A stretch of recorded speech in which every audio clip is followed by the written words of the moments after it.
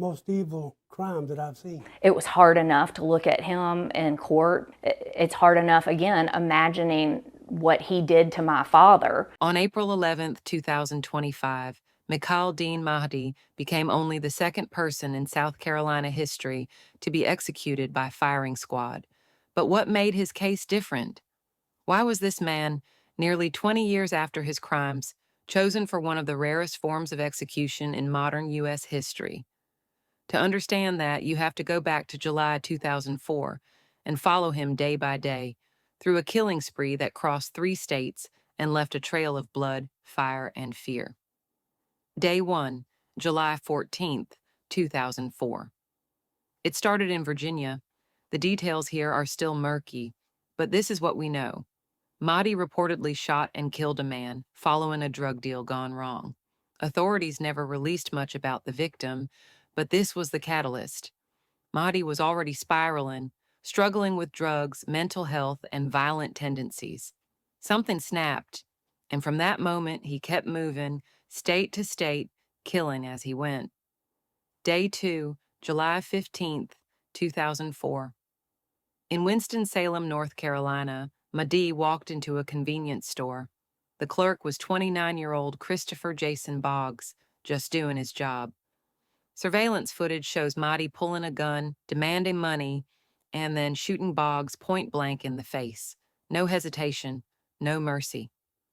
Boggs died instantly, a man with a reputation for being kind, dependable, and hardworking, murdered in cold blood over a robbery. Mahdi took what little cash was in the drawer, around $300 worth, and disappeared. Day 4, July 17th, 2004. This was the most brutal. In Calhoun County, South Carolina, Mahdi tracked down 56-year-old Captain James Myers, an off-duty police officer with the Orangeburg Department of Public Safety. This wasn't random. Mahdi knew Myers. Reports say the two may have had prior contact. On July 17th, Mahdi lured him to the backyard shed of his home, the same shed where Myers had gotten married just over a year earlier. Then he ambushed him, shot him 9 times, and to make sure no one could recognize the body, he set it on fire. By this point, Mahdi wasn't just running, he was destroying everything in his path. He had no plan, just bloodshed. Day 8, July 21st, 2004. After killing 3 people in 3 different states, Mahdi fled to Florida. He was arrested in Jacksonville on July 21st after investigators tracked him using stolen items and vehicle tags. There was no shootout, no resistance. He was just done. But the terror he left behind was far from over. In South Carolina, Mahdi was convicted of the capital murder of Officer Myers. The prosecution focused on the ambush nature of the crime, the extreme brutality, and the deliberate act of burning the body. The jury sentenced him to death. In North Carolina, he received a separate sentence, life without parole for the murder of Christopher Boggs. He showed little emotion in court, no remorse. His attorneys argued that he had a traumatic childhood, mental illness, and a severe lack of treatment. But jurors didn't see a man in crisis. They saw a man who killed 3 people, calmly, violently, and without warning. But one question still remains: why the firing squad?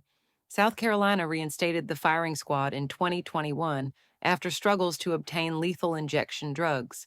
The first execution by firing squad in the state was in 2022. Mahdi became the second in 2025, nearly 2 decades after his conviction. But here's the thing. He chose it. Mahdi was given the option between electrocution and firing squad. He picked the latter. Some say it was because of pain. Others say he wanted it to be fast. Some believe it was about control, choosing how he'd go out. On April 11th, 2025, Mahdi was strapped to a chair inside Broad River Correctional Institution. He declined to give a final statement. His final meal? Ribeye steak, mushroom risotto, collard greens, broccoli, cheesecake, and sweet tea. At 6:12 p.m., he was shot by 3 executioners using rifles. Only one rifle held a live round, so none of the shooters knew who delivered the fatal shot.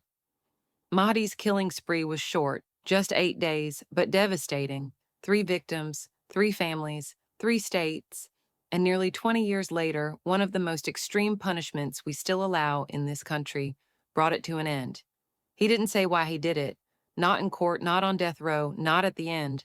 But what's clear is this: Mikal Mahdi will go down not only for the lives he took, but for being one of the few men in modern history to be executed by firing squad.